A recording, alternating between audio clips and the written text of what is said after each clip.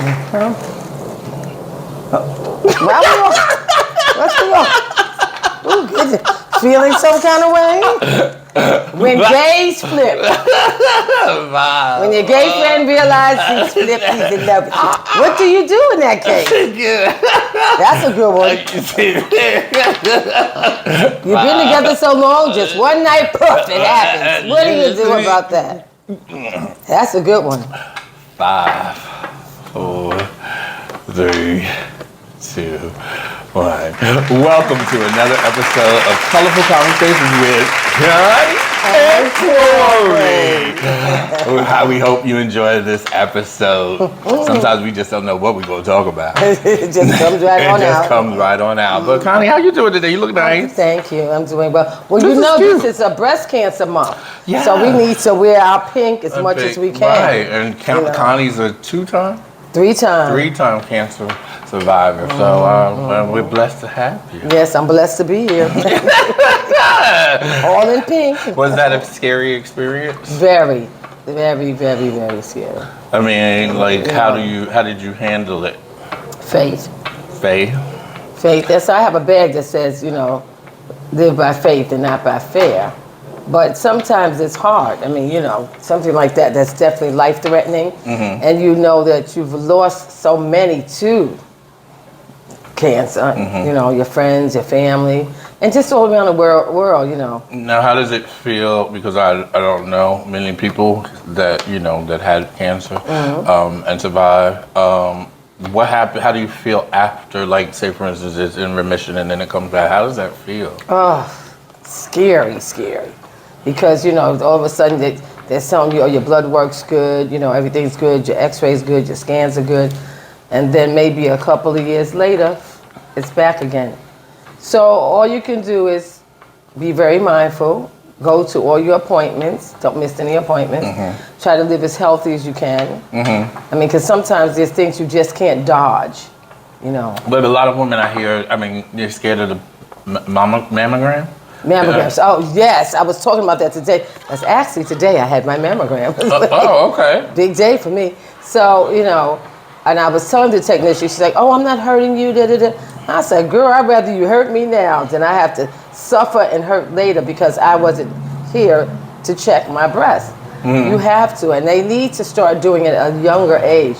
Like around 40, they should be doing it. And some people who have cancer in their families, younger women that sometimes are very busty. I feel that they definitely should go earlier. But is there a test that you can take as far as like genetic? Like, they have the Brecca Test. What's that? That's called the Brecca. And it was very expensive back when it first came out. But I'm hearing now that a lot of insurance companies are paying for it. So the Brecca test is to see whether you have the gene. So if you have the gene, it's possible that your children could have the gene, or your sisters and brothers. So that's a little bit of a leeway. A lot of women probably are scared of breast cancer because if they have to have a mastectomy. That's mastectomy. And that's another thing. You said a key word. They're scared because they don't want to have a mastectomy because they feel incomplete without their breasts. And so therefore your breasts don't define you. You know what I'm saying? If somebody's going to love you and be with you, they're going to love you and be with you. Not so much your breasts. So, I have to say I had a great experience in terms of support, loving, still feeling sexy and passion, all that. I felt good about that, and I had somebody that supported me with that. And anybody I continue to deal with in life will have to support me with it. Because, you take off your clothes, and there's telltale signs. You can tell, Is there a way to prepare for that? Like, obviously, once it's removed or whatever, people can have reconstruction or whatever. You can do the trans flat. You can take what's all that? The trans flap is where they use your stomach muscle, and actually that's what I have, a trans flap. So, or you could use, they put the implants. Well, I tried the implant first. What happened? Well, that was a shit.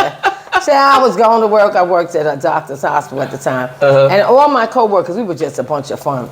So I came in one day after the surgery, and they said, Connie, what's going on? What's wrong? I said, what's wrong?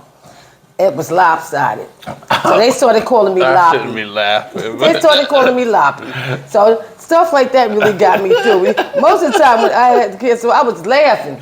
Even with chemo, I would go to chemo. I have a whole menu of food. What you want today? I asked all the other people that's getting it. What you having? They asked the nurse, what you having, girl? I'd take food. I'd have music. I don't know. I did have alcohol. Is that a long process? Well, you know, you go. I think I went like once a week, and I had a port already inside, so they just hooked the port up, and that was an interesting experience. But I met a lot of people there doing the same thing, and we bonded. And we had a good time. We danced, we sing, then for the hour or so that you're there. So how often should a woman, since it is breast cancer awareness? You have to go every year. Every year. But you should self-examine. A lot of people don't, and I don't always do either, but you need to self-examine under the arms and, you know, the breasts. And men have breast cancer too. So, you know, you have to rub. I'm not trying to show everybody. No, I'm like, ugh. But you can learn, you can get on YouTube too. But I mean, but a lot of people don't talk about men having breast cancer. No, men have it too. And men can and a couple of famous men have had it, and they spoke about it. I think Richard Roundtree had it. Oh, yeah. So I mean. Very important that if you do, and men self-examine. Some men do have, you know, some fatty hairs, which could be considered almost like a breast. Right. You should feel it. You should examine it. And if you have had breast cancer in your family, anybody, men as well, especially close, like if it's your mother, I suggest that you keep up on, be on top of it. Well, my fatty tissue is down here. Wow. Excuse me.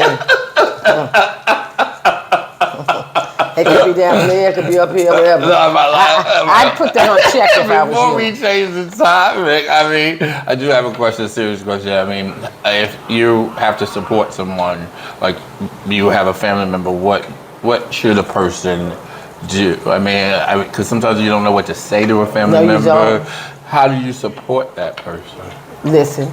Listen to them. You know, tell them that you're there. I'm here for you. You know, if I can do it, if it's something physically, I can take you somewhere, I can cook for you, I can clean. Or is it something mental that you need? Do you just want to sit and talk? Or you just want to sit here and we just quiet time? Or we pray, or we meditate. Going to the doctor with them? Go to the doctor with them is very important. You know, just be there. Be there. You know, and give them their space too. Sometimes people need space. I learned that from dealing with some friends who had cancer. And I didn't know what to do. And I wanted to call them one time, make them lift it. But they just didn't want to really be bothered. Or didn't want to talk about it. Right? When they didn't want to talk about it. They didn't know how to handle it. And then if we talked about it and I'd say, well, you know, what did the doctor say? What is the, process? What needs to be done?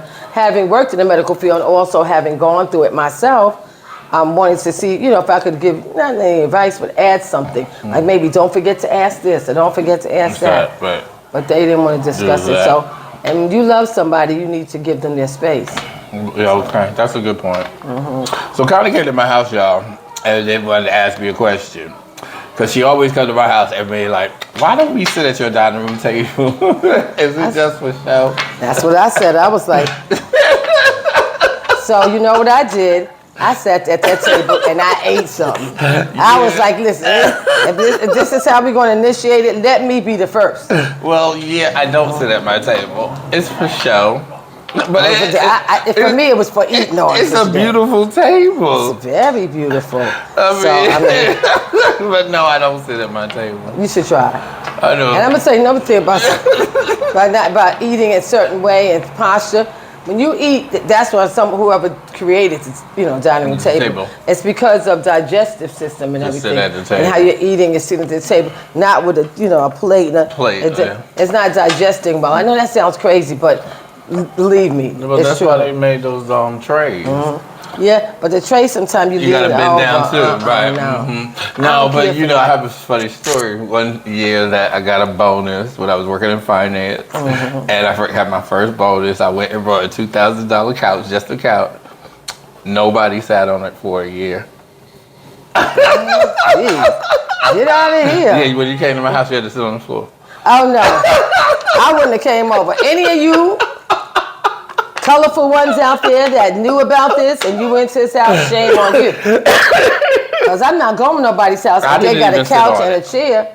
What was it just doing? It was supposed to be, it was just there because I saw it in a window and I had to get a special fabric and color for it. And when my mother came up, she said, well, where's the love seat? I was like, that's it. And it was one. It was only sat two or three people. It wasn't like a couch you would lay on because the back came arched out and the arms went like this. That should have been in a museum. You didn't need it in this house. You need to have that in a museum. But I mean, my God, you remember the old days when they used to have the plastic? Yeah, the plastic. So you should have got some plastic. That's all. Well, that's tacky. Well, it was even more tacky telling people they got to sit on the floor. But I do get upset because, I had those pillows. I be moving my pillows because people ain't supposed to sit on the pillows. No, they're not. No, I agree with you totally. Pillows are just for fluffy and show. Because they lose their, light. Here's a question I want to ask them too, Colorful. Was your mother able to sit on the couch? She ain't come. Oh. Ooh, I'm glad she didn't. For a whole year. And I was terrified because I didn't want nobody to spill nothing on it. And I did have it Scotch guarded and all that, but I just didn't want nobody to sit on it. When you spend $2,000, you just don't want anybody on your couch. Some people don't treat your furniture as good as your. Yeah, but then that's the whole thing about don't have no company. Don't invite anybody over. For that whole time period, you just sit and you look at your couch. Now, where did you sit at? On the floor. And watch television. This is sad. This is really sad. I'm glad he brought this topic So up. but see, this is in the dining room table. It's glass. I don't want nobody breaking it and stuff. I mean, is that superficial? Don't come over. Let's put it this way. Any of y'all was thinking about coming over, don't come over. Well, they can sit on, but see, that's why I have two couches. Ah. You know why? Because one is for every day, and if something happens to it, I can throw that one out without any worry, and I don't have to buy another couch. I can just move that one over and get some more different chairs or something. See, there's a plan. There's a plan to it. Sad. Any of you out there that do shop and you want some nice furniture, get your furniture, because if it's good furniture, it's going to hold up anyway. So, I don't know why you were so upset about it. And Scotch Guard, it would have been just fine. It would have been fine. Don't you get upset when somebody destroyed your furniture and then they be like, oh, they don't replace it? Of course I would. But I mean, I bought it to enjoy it, to live in it and feel it and touch it and, oh, come over. Yeah, sit down. I mean, that's really? I wanted to be I'm not that anal, so I don't worry about that. I'm not that anal. Oh, my, must be emergency on the streets. They're coming to get you. Probably so. I don't mind. No, but you invest your money and you just. I understand how you feel. Pretty. You wanted to. I did that with. Sometimes I do that with stuff that I buy, like a pocketbook or a shoe. Yeah, well, see, come on now with you and your pocketbook. I'm just saying. You know what? Then I'll keep it in the box. Well, okay, I'll use it. Then I put it back in the box. The boots or the shoes. Right, see? Connie, you gotta put her purse in the right place. And don't bend it. I know, but I understand how you feel. But then after a while, child, these boots I'm wearing right now, honey, they walking everywhere they go. And I'm not putting them back in the box. I don't care who made them, where they labor from. They're not going back. I'm wearing them. But I'm the type of person, though, my furniture changes rapidly. I get tired of stuff. When you come to my house. A lot of people redecorate like every 3 years or something. I probably do every other 6 months. Child, well, the dining room, the coffee table, I didn't like the one I got. And I was like, ew, okay, no. Is that the new one? I forgot what the other one looked like. It had the white. Remember, it had the white. And I give my stuff away, too, though. Somebody else gets to use it. Yeah. My best friend said, don't say that. Someone else's trash is another person's treasure. But he was like, oh, that's negative because you're saying trash. Well, I mean, yeah, maybe another word. Could use another word when you describe it. Someone else's giveaways. Maybe that sounds right. The giveaway. Giveaways. But then do you feel? Because it was a nice giveaway. Okay. I have a question. So if you give somebody something, do you feel insulted? Like if they're giving you a no. People. Matter of fact, you come to my house, it's like a garage sale. People always give me something, and instead of me saying this, no, I don't need that. No, because I have to know how to say no. I don't know. I feel like if I'm hurting their feelings if I don't accept it. Right. No. But I'm hurting my household by accepting it. Right. But I've told friends before, like I've offered, and then they were like, "Well, can I see it?" I'm like, "Look, it's good quality. Do you want it or not? Like, don't let this ain't like I don't have to think about a person and say." Well, I understand how they feel because it may not be something they really could use, or maybe it won't fit into their decor. So I don't think you should get insulted, but I think you should say, yeah, come on, see it. If you like it, you can have it. If you don't, leave it. Okay. I think, and wouldn't you want somebody to do that to you? Well, I mean, I've accepted things, but And you never saw it? Oh, no. It could have been a stuffed animal shit. Okay, Yeah. good point on that. No. You just can't take everything from somebody. My father might have been a hunter. I'm tired of it. Let me give it to Corey. Oh, no, hell. Now, Tell me what it is and what you giving me. So if somebody gives you something, would you give it to another person? I've done that, yes. What? Why not? I can't use it. Somebody else might be But able to. would you tell the person? I may. Because it's like, they didn't want it. They didn't want to throw it out, so they gave it to me. I couldn't use it, so I passed it on to someone else who could. That's all. What if they brought Just pass it on. What if they brought you something? A gift? Not too often. I don't give too many gifts away. Unless it's something I really can't use. Okay. Or maybe it's something I can't put on my body. I might be allergic, something like that. I make a giveaway. But generally, I keep my gifts. Sometimes I don't even get to use them or wear any of them. Because if somebody gives me a jewelry gift, usually I don't change into, some people are into the most beautiful jewelry. I admire that. I really do. But me, I'm basic Betty. Is there any I got gifts my that you same don't accept? There's times that people try to give me some monetary gifts and they felt like, oh, here's it. I'm like, no, that's all right. Just your presence is, I don't like nobody buying me underwear. Oh, well, that is a bit much. That seems like they trying to give you a hint. Somebody buy me some underwear, I'm going to think too. Like, what's this about? Unless it's my man. If my man buy me some underwear, I can understand But they that. say your relationship, they say the person shouldn't buy you stuff. Like shoes, if you don't. Because they're going to walk away. Child, he probably be somewhere in Georgia by now. You don't believe in that? I said he'd probably be in Georgia somewhere by What about now. underwear? Like that's their prop, like in a No, I think if it's your partner, they can buy you underwear. Yeah, so you might go somewhere and see a good sale. That's what happens to me. I may go somewhere and see a good sale. I'm gonna grab that up. Shoot, men's underwear is expensive. Very expensive. Okay, well I'll wear this size. I'll tell you later. Keep it to yourself. Well, why? Well, anyway, everybody, we want to say. Ooh. Thank you. Sorry. He wants that underwear, honey. I'll let y'all know if you ever get it. If we want an underwear sponsor, I'll put my size down at the bottom. Yes. You can send them on over, but I don't do used underwear. Who does? Oh no, wait, hold it. Is there somebody out there that does used underwear?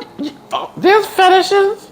Oh, well, if any of y'all do used underwear, I have a whole lot, but they are clean. I washed them and some of them just don't fit. So I know this is crazy conversation right now because nobody out there want nobody to use underwear. Wait, will women smell people's underwear or men smell underwear? Yeah, that's a real fetish right there. Right, because on stage, celebrities with the singers, they be throwing the panties on the stage. If I throw my pants, I'm gonna keep one in my purse, a brand new pair that I brought with me to the concert, and then. But then I don't know if they knew or not.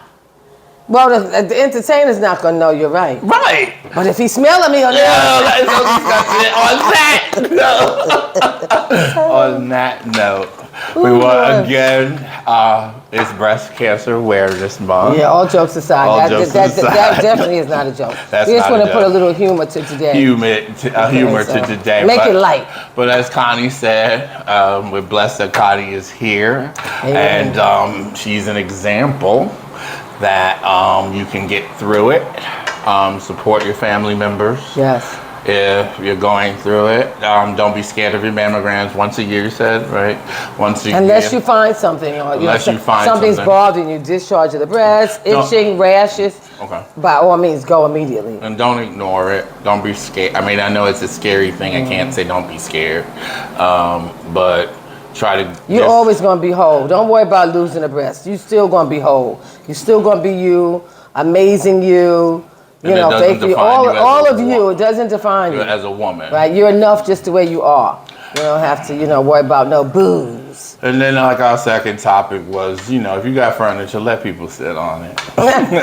Please. Oh. So again, we want to say thank you for tuning in. Remember to like, subscribe, comment, share. Email us if you have any topics that you want us to cover. And as our motto, Connie, You know, live colorfully. well, bye.